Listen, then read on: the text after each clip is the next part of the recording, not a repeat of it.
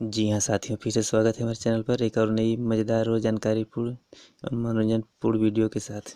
आज फिर एक कहानी लेकर उपस्थित हैं जिसका शीर्षक है स्कूल मुझे अच्छा लगने लगा। जब तोतो चांद ने नए स्कूल का गेट देखा तो वह ठिठक गई। अब तक जिस स्कूल में वह जाती रही थी उसका गेट सीमेंट से दो बड़े खंभों से बना हुआ था और गेट पर बड़े बड़े अक्षरों में स्कूल का नाम लिखा था। पर इस स्कूल का गेट तो पेड़ के दो तनों का था, उन पर टहनियाँ और पत्ते भी थे। अरे यह गेट तो बढ़ रहा है, तो चांद ने कहा। यह बढ़ता जाएगा और एक दिन शायद टेलीफोन के खंभे से भी ऊंचा हो जाएगा। गेट के ये दो खंभे असल में पेड़ ही थे जिनकी जड़ें मौजूद थी। कुछ और पास पहुंचने पर तो चांद ने अपनी गर्दन टेढ़ी कर स्कूल का नाम पढ़ना चाहा। टहनी पर टंगी नाम की तख्ती की हवा से टेढ़ी हो गई थी। तोमोए गाकुएन। तो चांद माँ से पूछना चाहती थी कि तोमोए का मतलब क्या होता है। तभी अचानक उसे एक चीज़ दिखी और उसे लगा जैसे वह सपना देख रही हो। वह बैठ गई ताकि झाड़ियों के बीच से अच्छी तरह देख पाए। उसे अपने आंखों पर विश्वास नहीं हो रहा था। माँ, क्या वह सचमुच ही रेलगाड़ी है? देखो वहाँ स्कूल के मैदान में। स्कूल के कमरों की जगह रेलगाड़ी के 6 बेकार डिब्बे काम में लाए जाते थे। तो चांद को लगा ऐसा तो सपनों में ही होता होगा। रेलगाड़ी में स्कूल। डिब्बों की खिड़कियां सूरज की प्रातःकालीन धूप से चमक रही थी, लेकिन झाड़ियों के बीच से झांकती गुलाबी गालों वाली एक नन्ही लड़की की आंखें और बेहद चमक रही थी। क्षण भर बाद ही तो चांद खुशी से चिल्लाई और रेलगाड़ी के डिब्बे की ओर भागी। भागते भागते मुड़कर ही माँ से कहा, आओ जल्दी करो, बिना हिले डुले खड़ी इस गाड़ी में हम झट से चढ़ जाते हैं। तुम अभी अंदर नहीं जा सकती, माँ ने उसे रोकते हुए कहा। ये कक्षाएं हैं और तुम भी अभी स्कूल में दाखिल तक नहीं हुई हो। अगर सचमुच इस ट्रेन में चढ़ना चाहती हो तो तुम हेडमास्टर जी के सामने कायदे से पेश आना। अब हम उनसे मिलकर जाएंगे। अगर सब कुछ ठीक रहा तो तुम इस स्कूल में आ सकोगी, समझी? माँ ने कहना तो चाहा कि प्रश्न यह नहीं है कि तुम्हें स्कूल अच्छा लगता है या नहीं, बल्कि यह है कि हेडमास्टर जी को तुम अच्छी लगती हो या नहीं। पर उसने कुछ कहा नहीं। माँ ने उसका हाथ थाम लिया और हेडमास्टर जी के दफ्तर की ओर बढ़ने लगी। हेडमास्टर जी का दफ्तर रेलगाड़ी के डिब्बे में ही नहीं था, वह दाहिने हाथ की ओर एक मंजिले भवन में था। वहाँ पहुँचने के लिए 7 गोलाकार पत्थर की सीढ़ियाँ चढ़नी होती थी। दोनों चाय माँ से अपना हाथ छुड़ाकर सीढ़ियों पर चढ़ने लगी। अचानक वो रुकी और मुड़ी। क्या हुआ? माँ ने पूछा। मन में भय था कि कहीं तो चांद ने स्कूल के बारे में अपना विचार न बदल लिया हो।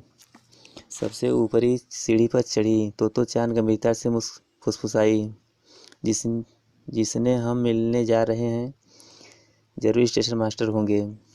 माँ धीरज वाली थी, साथ ही मजाक करना भी आता था। वो झुकी अपना चेहरा तो चांद के चेहरे के पास ले गई और फुसफुसाई। क्यों? तो चांद ने धीरे से कहा, तुमने कहा था कि वे हेडमास्टर हैं, पर अगर वे इन सारे रेलगाड़ी के डिब्बों के मालिक हैं तो वे स्टेशन मास्टर हुए ना। माँ को मानना पड़ रहा था कि रेलगाड़ी के डिब्बों में स्कूल चलाना कुछ अनूठी बात थी, पर फिलहाल समझाने का समय नहीं रहा। माँ ने सिर्फ इतना ही कहा, तुम अपने उनसे ही क्यों नहीं पूछ लेती?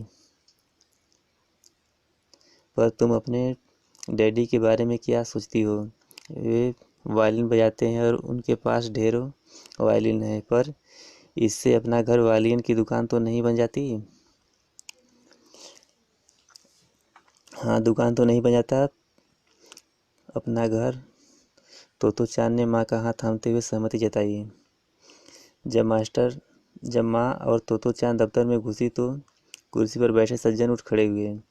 उनके सिर पर बाल कम तो चले गए थे, कुछ दांत भी गायब थे, पर चेहरा उनका स्वस्थ लगता था। बहुत लंबे भी नहीं थे वे सज्जन, पर उनके कंधों व बाहों की मजबूती लगती थी। जल्दी ही झुककर तोत्तो-चान ने नमस्ते किया और तब उत्साह से पूछा, आप स्कूल मास्टर हैं या स्टेशन मास्टर? माँ अकुलाई, पर इससे पहले कि वह कुछ सफाई देती सज्जन हंस पड़े और बोले, मैं स्कूल का हेड मास्टर हूँ। तोत्तो-चान की खुशी का ठिकाना न रहा। मुझे बड़ी खुशी हुई। उसने कहा, क्योंकि मैं अब आपसे कुछ मांगना चाहती हूँ। मैं आपके स्कूल में पढ़ना चाहती हूँ। हेडमास्टर जी ने तोत्तो-चान को कुर्सी पर बैठने को कहा। फिर माँ की ओर मुड़कर वे बोले, आप घर जा सकती हैं। मैं तोत्तो-चान से बात करना चाहता हूँ। तोत्तो-चान को थोड़ी सी उलझन हुई, पर उसने सोच कर देखा तो लगा कि वे सामने बैठे सज्जन से बात करना उसे बुरा नहीं लगेगा, तो मैं इसे आपके पास छोड़े जा रही हूँ, माँ ने कहा और दफ्तर से निकलकर दरवाज़ा बंद कर दिया। हेडमास्टर जी ने एक कुर्सी खींची और तोत्तो-चान की कुर्सी के सामने रखी। जब दोनों आमने सामने बैठ गए तो उन्होंने कहा, अब तुम मुझे अपने बारे में सब कुछ बताओ। कुछ भी जो तुम बताना चाहो बताओ, जो मुझे अच्छा लगे वो बताऊं। तोत्तो-चान ने सोचा कि ये प्रश्न करेंगे और उससे उत्तर देने होंगे, पर जब उसने यह कहा गया कि तुम किसी भी चीज़ के बारे में बोल सकती है तो उसे बड़ा अच्छा लगा। वह तुरंत बोलने लगी। उसने जो कुछ कहा वह था कि काफ़ी गड़बड़, पर वह अपनी पूरी ताकत से बोलती गई। उसने हेडमास्टर जी को बताया कि जिस ट्रेन पर चढ़कर वे आए थे वह कितनी तेज़ी से चली थी। उसने बताया कि उसमें टिकट बाबू से कहा था कि वे उसमें टिकट न ले, पर उन्होंने उसकी बात नहीं मानी। उसने बताया कि उसके दूसरे कमरे की शिक्षिका कितनी सुंदर हैं, अबाबिल का घोंसला कैसा है, उसका भूरा कुत्ता राखी कैसे कैसे करिश्मे दिखा सकता है। उसने बताया कि वह कैंची मुंह में डालकर चलाया करती थी, पर उसकी शिक्षिका ने उसे ऐसा करने से मना किया था, क्योंकि उसे डर था कहीं तोत्तो-चान की जीभ न कट जाए, पर वह फिर भी वैसा करती रही। उसने बताया कि वह नाक कैसे सिनक लेती है, क्योंकि उसकी बहती नाक अगर माँ देख लेती है तो उसे डांट लगती है। उसने बताया कि पापा कितने अच्छे तैराक हैं और वे गोता भी लगा सकते हैं। वह लगातार बोलती गई। हेडमास्टर जी कभी हंसते, कभी सिर हिलाते और कहते, अच्छा फिर? तोत्तो-चान इतनी खुश थी कि वह आगे बोलती ही जाती। बोलते बोलते आखिर उसके पास बोलने को कुछ भी नहीं बचा। अब उसका मुंह बंद था। वह अपने दिमाग पर जोर डाल रही थी कि सोच रही थी कि आगे क्या कहूँ। और मुझे और कुछ बताने को तुम्हारे पास क्या कुछ भी नहीं है? हेडमास्टर जी ने पूछा। ऐसे में चुप रहना कितने शर्म की बात है। तोत्तो-चान ने सोचा, कितना अच्छा मौका है, क्या वह किसी भी चीज़ के बारे में और कुछ भी नहीं बता सकती? उसने मन ही मन सोचा। अचानक उसे कुछ सूझा। हाँ, वह अपनी फ्रॉक के बारे में बताएगी जो उसने पहन रखी थी। वैसे उसके ज़्यादातर कपड़े माँ खुद सीती थी, पर यह फ्रॉक दुकान से खरीदी हुई थी। जब भी वह दोपहर के बाद स्कूल से घर लौटी थी तो अक्सर उसके कपड़े फटे होते थे। माँ को समझ नहीं आता था कि वे ऐसे कैसे फटे होंगे। उसने हेडमास्टर को बताया कि ऐसा कैसे हो जाता था। असल में उसके कपड़े इसलिए फटते थे क्योंकि वह दूसरों के बगीचों में झाड़ियों के बीच में घुसती थी। साथ ही वह खाली ज़मीन पर चारों ओर लगे कटीले तारों के नीचे घुसती थी। इसलिए आज सुबह जब तैयार होने की बारी आई तो माँ की सिली हुई सारी फ्रॉकें फटी निकली और उसे यह खरीदी हुई थी फ्रॉक पहननी पड़ी। फ्रॉक पर लाल और स्लेटी रंग के चेक बने थे। कपड़ा जर्सी का है। फ्रॉक इतनी बुरी भी नहीं है, पर माँ को लगता है कि कॉलर पर कड़े लाल फूल फूहड़ है। माँ को कॉलर पसंद नहीं है। तोत्तो-चान ने कॉलर उठाकर हेडमास्टर जी को दिखाया, लेकिन इसके बाद खूब सोचने पर भी तोत्तो-चान को कुछ और न सूझा।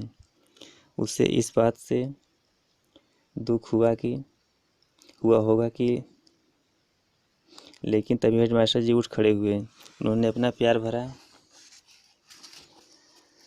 हाथ उसके सिर पर रखा और कहा, जब तुम इस स्कूल की छात्रा हो, अब तुम इस स्कूल की छात्रा हो।